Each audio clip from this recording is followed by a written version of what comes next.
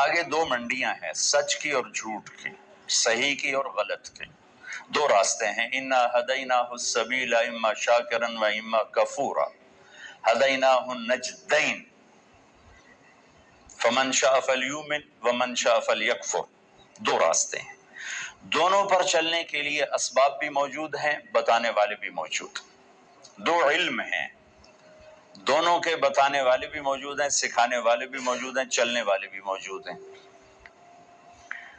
لیکن انسان صحیح جان کے بھی غلط کرنے کی طاقت رکھتا ہے۔ سچ کا کون انکار کرتا ہے کہ دنیا کی خوبصورت ترین صفت ہے سچ؟ سارا بازار جھوٹ بولتا ہے کہ جانتے ہوئے کہ سچ نجات دیتا ہے، جھوٹ ہے۔ تو انسان اپنے علم کے خلاف کرنے کی طاقت رکھتا ہے، غلط اور صحیح دونوں لینے کی طاقت رکھتا ہے، کہ اللہ تعالیٰ نے اس کو امتحان کے لیے پیدا فرمایا ہے۔ پھر اس کے ساتھ کچھ بنیادی کمزوریاں، ایک تو ہم پیدائشی جاہل پیدا ہوئے، چند خامیاں بڑی، وَكَانَ الْإِنسَانُ عَجُولًا، اے میرے بندے تو جلد باز بہت ہوئے، إِنَّهُ كَانَ ظَلُومًا جَهُولًا، ظالم بھی بہت ہو اور جاہل بھی بہت ہو، کوئی چھوٹے موٹے جاہل نہیں ہو، بہت بڑے جاہل، چھوٹے موٹے ظالم نہیں ہو، بہت بڑے ظالم ہو۔ وَكَانَ الْإِنسَانُ كَفُورًا، بہت بڑے درجے کے ناشکرے ہوں۔ وَكَانَ الْإِنسَانُ أَكْثَرَ شَيْءٍ جَدَلًا، بہت زیادہ لڑنے جھگڑنے والے، غصے والے ہوں۔ وَكَانَ الْإِنسَانُ كَفُورًا، بہت بڑے ناشکرے ہو۔ وَكَانَ الْإِنسَانُ قَتُورًا، بہت بڑے بخیل، یہ چند ایک بنانے والے نہیں، ہمارے نقائص ہمیں بتائے ہیں، قرآن سے ایکس رے کر کے ہمیں بتایا ہے کہ ایک تمہارے اندر پیدائشی یہ چند سقم ہیں، جاہل، ظالم، جلد باز، بخیل، ناشکرا، غصے اور جھگڑے والا۔ اور بھی کئی سارے ہیں، حلو، جزوع، منوع، یئوس، قنوط، فرح، فخور، یہ سب اللہ تعالیٰ نے بتائی ہیں، جس نے پیدا کیا اس نے بتایا ہے۔ یہ سب کچھ بتا کے اللہ ہم سے یہ اقرار کروانا چاہتا ہے کہ تم کہو میں جاہل ہوں، مجھے کچھ نہیں آتا۔ چونکہ سیکھنے کا کام اس وقت شروع ہوتا ہے جب آدمی کہتا ہے مجھے نہیں آتا۔ جب وہ پہلے سے ہی دعوے دار ہو مجھے سب پتا ہے تو اسے کون سکھائے گا؟ تو اللہ ہم سے اعتراف کرواتا ہے کہ مانو کچھ نہیں آتا۔ ویسے بھی اتنی بڑی کائنات کا ہم ایک چھوٹا سا جز ہیں، اور جز اپنے کل کو کیسے پکڑ سکتا ہے؟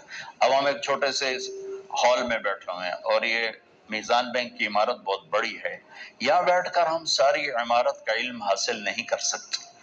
کائنات اتنی وسیع ہے کہ اس کی لمبائی چوڑائی کو اللہ کے سوا کوئی نہیں جانتا۔ اس میں زمین ایک ڈاٹ ہے، اس ڈاٹ میں بھی پھر 71% پانی چلا گیا، 29% خشکی آئی، اس خشکی میں ایک چھوٹا سا پاکستان ہے، اس میں ایک چھوٹا سا کراچی، اس میں ایک چھوٹا سا طارق جمیل، اس کی کیا اوقات؟ تو لاجیکلی بھی نظر آتا ہے کہ انسان بہت جاہل ہے، اور اللہ کی خبر بھی ہے میرے بندے تمہیں کچھ نہیں آتا۔ لہذا اب کیا کر؟ اب یہ کر کہ جس نے پیدا کیا ہے اس کے پیچھے چل۔ جو روزانہ بچوں کے ساتھ ماں باپ لڑ رہے تھے، آپ کو نہیں پتا، ہم جو کہہ رہے ہیں وہ کرو، جو کہہ رہے ہیں وہ کرو، آگے ان کے من میں کچھ اور سمایا ہوتا ہے، وہ کہتا نہیں ہم نے نہیں کرنا، ہم نے یہ کرنا ہے، ہم نے وہ کرنا ہے، کبھی ماں سے تھپڑ، کبھی باپ سے تھپڑ۔ اور یہی کچھ جب اللہ کہتا ہے کہ میرا بندہ تو کچھ نہیں جانتا، جو میں کہتا ہوں وہ کر، تو اللہ سے ٹکر لیے ہوئے کہ اللہ نو کی پتا، اللہ کے نبی کو کہ وہ تو 1400 سال پہلے کی بات۔ تو جو لاجک آپ اپنے بچوں کو پیش کرتے ہیں وہی اللہ آپ کو پیش کرتا ہے۔ جو ٹیچر اپنے شاگردوں کو لاجک پیش کرتا ہے، بچوں آپ نہیں جانتے جو ہم جانتے ہیں، یہی اللہ کہتا ہے واللہ یعلم وانتم لا تعلمون۔ اللہ جانتا تم نہیں جانتے. لہذا اگر اپنی زندگی کو کسی کنارے لگانا ہے اور آنے کا مقصد کچھ پانا ہے تو جس نے بنایا ہے ادھر لوٹو. وہ کیا کہتا ہے؟ کیونکہ میں نے تو درخواست نہیں پیش کی تھی کہ میں دنیا میں آ جاؤں، اور نہ اب میں چاہتا ہوں کہ میں مر جاؤں، لیکن آنا بھی میری مجبوری بن گیا اور جانا بھی میری مجبوری ہے. جانا ہے. کل شیء ہالک، ہر شے کے لیے ہلاکت. ہو کیا دن ہوگا جب ملک الموت بھی پسینے پسینے ہوگا. اذا زلزلت الارض زلزالها اذا الشمس كورت واذا النجوم انكدرت واذا الجبال سيرت واذا العشار عطلت واذا الوحوش حشرت واذا البحار سجرت واذا النفوس زوجت واذا الموءودة سئلت بأي ذنب قتلت واذا الصحف نشرت واذا السماء كشطت واذا الجحيم سعرت واذا الجنة أزلفت اذا السماء انفطرت واذا الكواكب انتثرت واذا البحار فجرت واذا القبور بعثرت اذا السماء انشقت واذنت لربها وحقت واذا الارض مدت والقت ما فيها وتخلت واذنت لربها وحقت. قیامت کو اللہ بیان کرتا ہے، ہلا دینے والی آیات، دوڑ دوڑ دوڑ دوڑ دوڑ جیسے ٹھو ٹھو ٹھو دھماکے ہو رہے، دل دماغ کو لرزا دینے والی. کیا دن ہوگا جب سب، نہ کوئی آج رونے والا ہے، نہ کوئی نوحہ لکھنے والا ہے، نہ کوئی کفن دینے والا ہے، نہ کوئی قبر کھودنے والا ہے. آج مالک مملوک سب مرے پڑے ہیں. پھر پہلا آسمان، پھر دوسرا، تیسرا، چوتھا، پانچواں، چھٹا، ساتواں آسمان کو موت کا پیالہ پلانے کے بعد پھر جب اللہ تعالیٰ فرمائے گا فَلْيَمُتْ حَمْلَةُ الْعَرْشِ، عرش کے فرشتے بھی مر جائیں.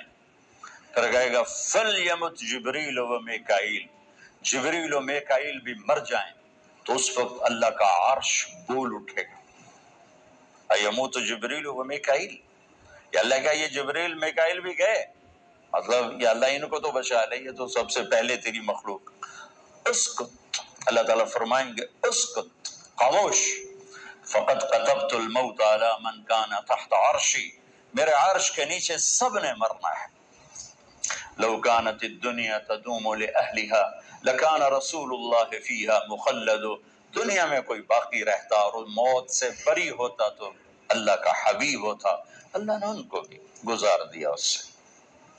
ہاں اختیار دیا، عش ما شئت.